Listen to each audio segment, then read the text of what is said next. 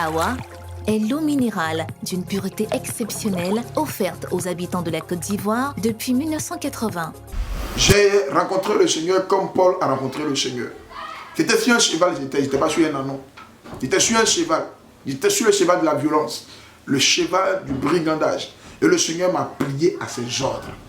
Et je ne suis pas de ceux qui se plient facilement par une parole doucereuse ou séduisante. Pour dire l'enfer de machin, Jésus est bon, il va te faire du bien. Non, j'ai vu Jésus, j'ai vu sa main, il m'a montré qui il est, et j'ai saisi cette main, j'ai dit, je ne la lâche pas. Et depuis ce jour, j'ai eu dans les moments difficiles, et en ce moment quand je me suis converti, ils sont venus donner une convocation à maman devait partir en prison, parce que le commerce qu'elle faisait, elle avait chuté avec des dettes. Et tenez-vous bien. Quand j'ai commencé à prendre l'engagement, après mes premiers jours, j'ai pris mes premiers 3 jours de jeûne parce que le prophète Akouchevile m'a dit, je lui ai dit, comment est-ce que faire pour que Dieu m'utilise comme toi, que Dieu me parle comme tu parles. Il m'a dit, prends 3 jours de jeûne. Et c'est quand il a fini, Dieu me parlait d'ici. C'était un dimanche, je commence lundi, mardi, mercredi à 18h. Mercredi, 18h arrive, là, Dieu ne m'a pas encore parlé. C'est quoi ça là? Il m'a dit, Dieu a parlé. Le mercredi, ça ne s'arrête pas à 18h. Entre 2h, entre minuit et 2h, j'entends pour la première fois la voix du Seigneur. Voici le déclic. Frère, quand tu entends la voix du Seigneur de façon parfaite, je ne sais pas qu'est-ce qui peut te séduire encore. Mais il y avait une chose, j'entendais la voix du Seigneur, mais il y avait une réalité qui était là. La voix de Dieu est la vérité, la réalité c'est ce que nous rencontrons au quotidien. Et il y avait les deux choses qui étaient opposées, la réalité et la vérité. Dieu m'a dit, je vais t'utiliser comme un serviteur. Et la souffrance fait que je commence à douter. Et Dieu m'a révélé une chose, combien de fois il allait me faire parcourir les nations. La révélation, c'est à commencer par une vision où je me voyais sur une terre aride, une terre vide, où les criquets, les sauterelles ont mangé toutes les plantes de cet espace-là. Ils ont fini de tout brouter. Et les sauterelles étaient versées, ils étaient par terre, nombreux. Et quand j'arrivais, les sauterelles s'écartaient et puis j'ai passé. Et puis je suis parti me mettre avec une colline et la voix me disait monte sur cette montagne. Et je suis monté sur la montagne. Et la voix me donnait maintenant un papier. Ils m'ont donné un papier et me dit crie, prends ce papier et puis crie. Lis ce qui est sur ce papier et puis lis-le à haute voix comme un peu les griots le font. Et quand j'étais en train de le lire à haute voix, pendant que je le lisais, les criquets quittaient l'espace. Les sauterelles fuyaient. Les sauterelles fuient. Et j'ai continué de lire à haute voix et les sauterelles ont fui et l'espace est devenu vide. Il n'y avait plus de sauterelles. Et je voyais au même moment, ils sont venus me donner un autre papier. On me dit, lis ce papier. Maintenant, ce papier que je lisais, pendant que je lisais ce papier, il pleuvait. Et quand il pleuvait, il me dit, continue de lire. Quand tu arrêteras de lire, il cessera de pleuvoir. Lis jusqu'à ce que la terre reprenne ses formes. Et donc, j'ai continué de lire à haute voix et en criant. Et c'est comme si on m'avait donné des mégaphones. Et je criais. Et pendant que je criais, les plantes ont commencé à pousser. Les plantes que les criquets ont bouffées ont commencé à pousser. Et le lieu est devenu une terre bénie, une terre qui a repris ses plantes. Donc les plantes ont commencé à repousser. Et quand la vision s'est arrêtée, le Seigneur a commencé à me parler. De façon audible. C'est là pour la première fois que le Seigneur me dit, tu es mon serviteur. Pour ceux qui savent interpréter les visions et les songes, sauront de quoi il est question. Vous comprenez? Et c'est depuis ce jour, je me suis accroché au Seigneur. Mais cela n'empêche que ma maman avait des difficultés. Et elle était à cheval entre la justice et la maison. Maman était inquiète. Et automatiquement, la situation l'a rendue malade. Il faut dire qu'après ma conversion, j'ai pardonné à ma maman. J'ai commencé à l'aimer comme une mère. Et je sentais que c'était le diable. L'amour que je n'avais pas a commencé à renaître. La joie que je n'avais pas commencé à renaître. Parce que quand elle s'est convertie, elle a mené les pasteurs à prier pour moi, je me suis converti. Et on est devenu une nouvelle famille. La famille passée était passée. C'était devenu une nouvelle famille. Et ma mère que je détestais, je la détestais plus, je l'aimais. Et tout ce qui touchait à ma mère a commencé à me frapper de plein fouet. Et j'ai commencé à sentir la joie d'être son fils. Vous comprenez? Et pour dire que pendant que le Seigneur me donnait des révélations et que je partais brûler, avant d'aller brûler, c'est là que maman a reçu la convocation. Mais j'ai senti que c'était le plan du diable. Quand j'ai dit, mon père spirituel a dit, c'est un piège du diable. Ne regarde pas à ça. Mais quand tu vas brûler, je te dis pas que tu seras riche. Tu vas vivre des moments difficiles. Oui, ayons le courage de dire la vérité aux fidèles. Il m'a dit la vérité, mais j'avais le choix. La vie est un choix. Quand il mentira à quelqu'un, tu lui donneras des paroles qu'il a envie d'entendre, il finira par retrouver cela comme une fausseté, un mensonge, et c'est toi qu'il va détester demain. Il mieux vaut lui dire la vérité. Donc il m'a dit la vérité. Mais néanmoins ça, Je savais que ma mère devait combien? Il fait je crois 700 000. 700 000, c'est une seule vente. Et puis, j'ai payé cette dette, une seule vente.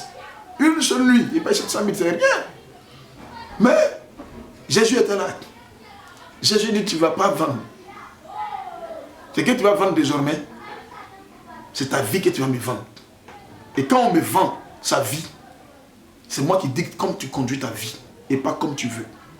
J'ai vu tout ça, j'ai brûlé. J'ai jeté. Et ma maman, même elle était dans les problèmes, mais elle était contente de ma décision. Et mais bien avant ça, j'avais un gardien qui était le gardien de lycée municipal, qui était un ami. Souvent même, je dormais avec lui, il dormait avec moi, on mangeait ensemble, on faisait tout ensemble. Et un jour, j'étais là dans les difficultés, pendant que j'ai pris ma décision. Les choses étaient dures. J'avais un seul pantalon qui était déchiré.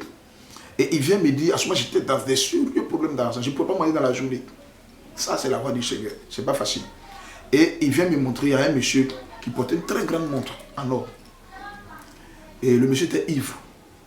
Vous voyez un peu, lui c'était un musulman. Hein. Le monsieur était ivre. Donc il vient, il m'appelle de côté court. Il m'appelle, il dit viens. Mon pote, viens se voir. Il dit j'ai un monsieur, il est ivre actuellement. Il a dit qu'il est quelque part. Allons là-bas, on va le dépouiller. Va te le dépouiller. Il sait qu'il a perdu 800 000 francs. Tu prends 600 000, tu me donnes 200 000, moi ça me suffit. Et elle prend l'argent, il sait que tu me travailles des moments difficiles. Je vous assure que cette parole-là, je ne l'ai pas rejetée. On a qu'à te dire la vérité. Je suis en train de me confesser en même temps et rendre mon témoignage. Je suis parti m'asseoir. Il y a eu une bataille, il y a eu une lutte. Et vu ce que j'ai traversé, vu ce que je vivais, vu ce que je savais faire, l'ancien talent des pécheurs qui était en moi, j'ai dit, mais il y a les prendre les pieds et demander pardon à Dieu. Je ne vous mens pas, j'étais en train d'aller faire ça. Je partais exécuter l'opération. Lorsque j'ai entendu la voix du Seigneur, retourne, retourne, retourne, adresse-toi à moi, je suis capable de tout. Et ça, c'est pas Dieu. Il m'avait. Il dit, retourne, je te dis, retourne, retourne, retourne, invoque-moi, je suis capable de tout. Je retourne effectivement. J'arrive à la maison. Il dit, Seigneur, mais je vous assure qu'aujourd'hui, je parle convenablement le français. Je parle parfaitement. Mais avant, quand j'ai pris, je prêchais, les gens riaient parce que je prêchais en Nouchi. Et je priais en Nouchi. Je suis venu lui dire, voilà, toi tu m'as dit de venir, je suis venu. Maintenant il dit, là il y a un problème, ma maman a un problème. Là, là. Si tu ne fais pas, demain, quand il sort, il est fouillé, il prend chez toi, il est tiré même. Et puis j'ai fini de parler. Et non, Dieu est bon. Dieu est tellement merveilleux. J'étais là pour la première fois où le Père spirituel va enlever l'argent pour me donner. La journée, il vient et puis il me dit, Dieu me met à cœur de te remettre cette chose. Le monsieur, je ne me rappelle plus, mais c'était l'argent qui m'avait sorti de la situation. En tout cas, ça m'avait guéri. Ça marche. Ah, ça a apporté quelque chose. Et il a continué à donner. J'ai pris l'argent, j'ai donné à ma maman. Et au même moment, quelques jours après, j'avais un ami avec qui j'ai marché. Puis ma maman va commencer à tomber malade, sérieusement. Il y a un ami avec qui il marchait. Son papa était imam. Et son papa passait à vélo. Et puis il m'a vu. Il m'a dit, mais mon petit, tu ne vois plus. On dit, tu es devenu chrétien. Il dit, oui. Il dit, ah, c'est bien. Ah, et ta maman? Il dit, non, maman est malade actuellement. Il dit, ah bon? Et le monsieur qui ne connaissait pas maman, il va garer son vélo, il va rentrer, il va aller voir maman. Maman était en train de pourrir vivant. Ça m'a choqué. Elle était en train de pourrir vivant. La maison où maman était là, quand tu arrives là, tu penses que c'est de la viande qui est pourrie. Peut-être qu'elle était en vie. Et tout ça là, c'est les coups de fouet que le diable était en train de lui donner parce que là, elle a laissé son chevalier devenir chrétien. Et alors, le monsieur va voir maman. Il va dire, mon petit, mais ça ne va pas chez ta maman. Mais pourquoi tu ne parles pas? Il dit, mais je n'ai personne. Et il nous assure, je ne connaissais personne de sa famille. Maman nous a toujours éloignés de sa famille. Et moi-même, mon père, même là, il est mort très tôt. Donc, à 2 ans, je n'ai pas connu mon père. Jusqu'à aujourd'hui, je n'ai jamais vu même les traces de mon père. Elle m'a toujours dit, mon papa est décédé. Et j'avais quitté ma maman seule. Donc, je n'ai personne d'autre que ma mère. Donc, je ne voulais pas qu'elle meure. Donc, le monsieur me regarde et puis il dit, mais ta maman, ça ne va pas. Elle va mourir. Il a dit, oui, c'est ça. Il dit, mais tu est-ce que tu as appelé ses parents? Il a dit, oh monsieur, je ne connais aucun de ses parents. Il dit, 3 grands garçons comme ça. Il dit, oui, mais maman ne m'a jamais envoyé chez ses parents. Quoi? Le monsieur était étonné. Il dit, d'accord. Est-ce que tu peux venir en partie? Il ne m'a pas laissé maman. Il dit, si viens en partie, tu n'as pas de problème. Non, j'ai insisté, lui, il ne veut pas. Et tu sais ce qu'il va faire? Il va me laisser, il va avec son vélo et il envoie son fils, qui est le petit frère à mon ami. il va donner près de 220 000 à ce petit. Je vous parle de quelque chose il y a plus de 25 ans en arrière. 200 et quelques mille à son fils de venir me donner. Le fils vient puis me donne. Il était assis dans la cour. Je m'inquiétais, j'attendais l'heure.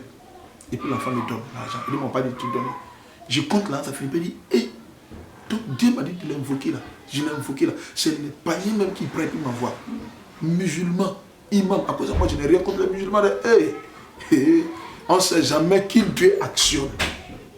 Prêcher contre musulmans. C'est presque l'évangile de Jésus-Christ pur et net et simple.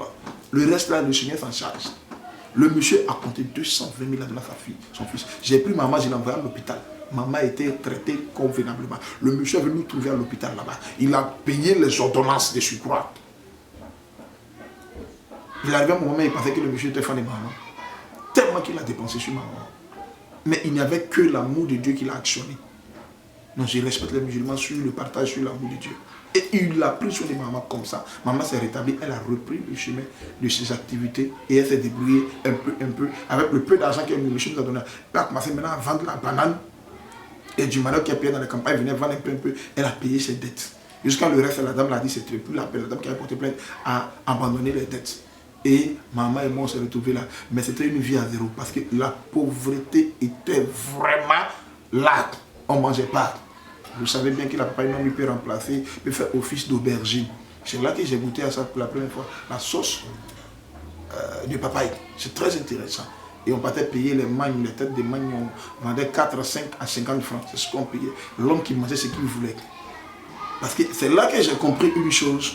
Vous savez, entre le passé et la vie de Dieu, il y a une vallée. Entre l'Égypte et la grâce et la faveur de Dieu, il y a une vallée, il y a un fossé. Tu ne peux pas quitter dans le monde automatiquement et transiter automatiquement dans ta destinée. Non. Il y a un engagement. Et tout homme qui veut marcher avec une femme, comme Dieu avec son épouse l'Église, prendra le temps d'analyser, de voir la fidélité, de voir l'attachement de cette femme. Dieu a pris son temps de me laisser. J'ai souffert avec ma maman. Tous deux dans une maison. Parce qu'après quoi, mes frères sont retournés chez les papas. Et on a commencé à vivre les difficultés. Et le père spirituel en question, il avait fait un champ de manioc, lui et moi. On était partis au champ, on a fait champ. Et c'est ce champ-là qui nous permettait de creuser et de manger. Ma maman et moi, on payait peut-être une rouge 25 francs. Et puis, on faisait bouillir le manioc. Et puis, on mettait dedans, on mangeait. Et puis, on dormait. Et le diable me rappelait dans quelle opulence j'étais, dans quelle gloire j'étais. Les gens étaient sous mes ordres. Je mangeais ce que je voulais. Mais mes amis venaient me voir, les ex-amis venaient me voir pour me dire je peux retourner. Et ils venaient même me proposer de l'argent. Mais le Seigneur me donnait toujours ce courage à refuser. Bien que c'était difficile, mais je refusais toujours. Et aujourd'hui, je suis resté ferme dans cette décision jusqu'à aujourd'hui. Dieu me fait grâce aujourd'hui. Je suis son serviteur. Je n'ai jamais lâché la main de Dieu. Depuis que je lui ai dit oui. J'ai gardé la main de Dieu. J'ai gardé la fidélité. Je me promenais dans les rues et puis les filles me disaient non, toi, tu étais mon copain. Mais je ne me rappelais même pas parce que souvent, même pas écouter, les femmes venaient comme des mouches, mais écoutez, on ne les reconnaissait plus. Mais tout cela, quand j'ai dit oui au Seigneur, j'ai coupé avec toutes ces choses. Et j'ai engagé ma vie dans la voie du Seigneur. Et jusqu'à aujourd'hui, je ne sais pas quand je vais relâcher la main de Dieu. Je ne les relâcherai jamais. Jusqu'à ce qu'il vienne me trouver. Et j'ai pris que je sois ma prière de rester ferme. Et aujourd'hui, Dieu m'a permis de travailler, pendant ce temps, Dieu m'a permis de travailler avec mon père spirituel dans son ministère dont j'étais le second. Et on a dirigé un camp de prière à niveau, on avait le plus grand camp de prière qui délivrait, qui guérissait. Je me rappelais un jour là où je vais voir la main de Dieu dans le jeûne de prière, parce que dans ce ministère, on jeûnait, on priait beaucoup, hein, c'était le jeûne de prière qui était notre quotidien. Et tu ne peux pas, un homme qui jeûne beaucoup, tue la chair, et la chair qui est morte ne peut donner le coup à l'esprit de se mouvoir et de se développer et de pouvoir encore plus accomplir la volonté de Dieu, ce qui faisait que les œuvres de la chair étaient mortes en nous et on ne pouvait pas accomplir certaines choses. Doux, absorbant, résistant, exigez toujours Lotus le vrai.